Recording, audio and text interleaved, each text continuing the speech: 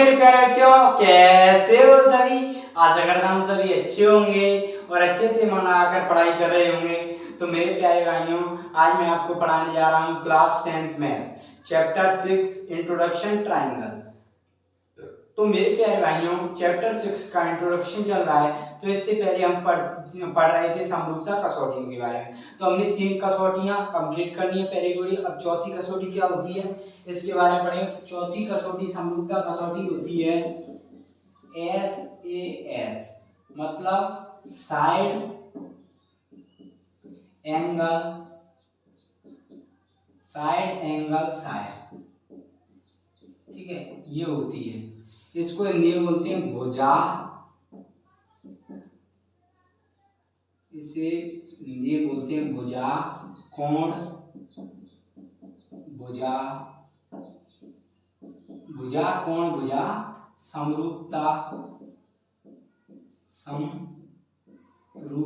कसौटी। ठीक है, ये होती है भुजा कोण भुजा समरूपता कसौटी। ओके मेरे प्यारे भाई, अब देखो इसे मैं लिख के बता देता हूं, फिर मैं इसे समझाऊंगा।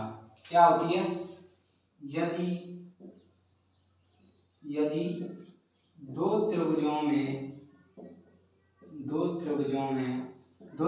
ही तो होगी। दो त्रिभुजों में, यदि दो त्रिभुजों में एक त्रिभुज का एक कोण, दो त्रिभुजों में एक त्रिभुज का एक कोण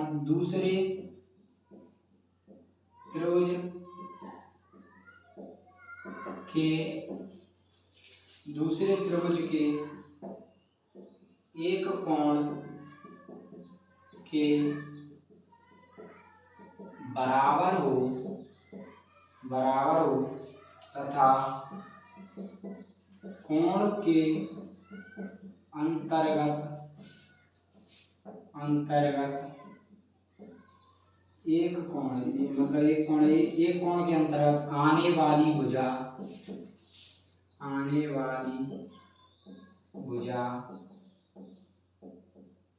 एक कोण के अंतर्गत आने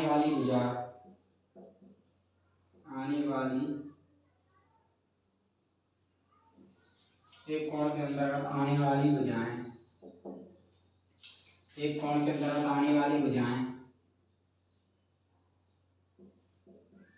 एक ही अनुपात में हों तो वे दोनों त्रिभुज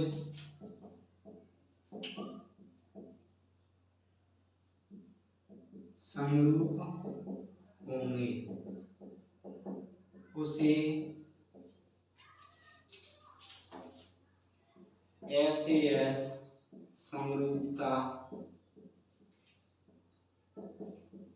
कसौटी कहते हैं।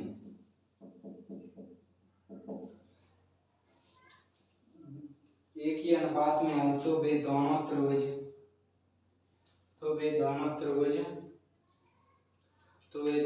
समरूप होंगे। उसे ऐसे समरूपता कसौटी कहते हैं। मतलब यदि दो त्रिभुज, एक त्रिभुज का एक कोण दूसरे त्रिभुज के एक कोण के बराबर हो तो उसके अंतर्गत वो कोण है एक, उसके अंतर्गत आने वाली भुजाएं एक ही अनुपात में होंगी। वो कोण के अंतर्गत आने वाली भुजाएं एक ही अनुपात में होंगी तो वे दोनों त्रिभुज समरूप होंगे। इसे क्या कहते हैं, भुजा कोण भुजा समरूपता कसौटी। देखो एग्जाम के द्वारा एक त्रिभुज है, मान के चलो एक त्रिभुज है। ठीक है, एक त्रिभुज और दिया ये। ठीक है, इसे ABC इसे PQR मान लो। अब देखो दो त्रिभुज, एक त्रिभुज का एक कोण कह रहा है, कोई सा भी कोण हो सकता है, जरूरी नहीं है कि आप एंगल B लो, एंगल Q लो, कोई सा भी कोण ले सकते हो। ठीक है, मान के चलो एंगल B लिया मैंने 60 डिग्री, एंगल Q 60। तो ये कह रहा है यदि दो त्रिभुजों में एक त्रिभुज का एक कोण एंगल बी, ठीक है, दूसरे त्रिभुज के एक कोण के बराबर है, दूसरे त्रिभुज का एक कोण एंगल क्यू, दोनों बराबर है ना। तो यही क्वेश्चन कह रहा है दोनों बराबर है, तो 60 डिग्री बराबर 60 डिग्री। तो इस कोण के अंतर्गत आने वाली भुजाएं, कोण बी के अंतर्गत कौन कौन सी भुजाएं आ रही हैं? कोण बी के अंतर्गत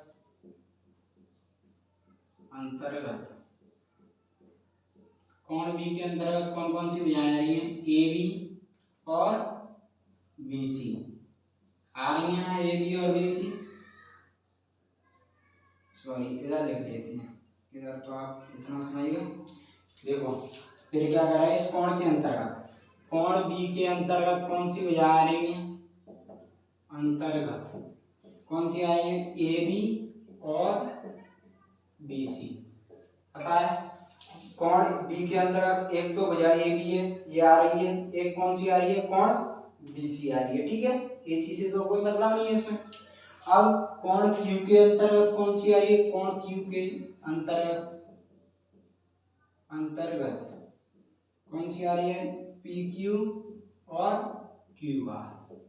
अब ये दोनों भुजाएं आ रही है, ये कह रहा है इन दोनों भुजाओं का अनुपात समान हो, मतलब एक ही हो, तो दोनों त्रिभुज समरूप होंगे। देखो तो समरूप होंगे दोनों का अनुपात। तो अब निकाल के बता दूं उदाहरण के साथ। ये एक कौन सी है? A B,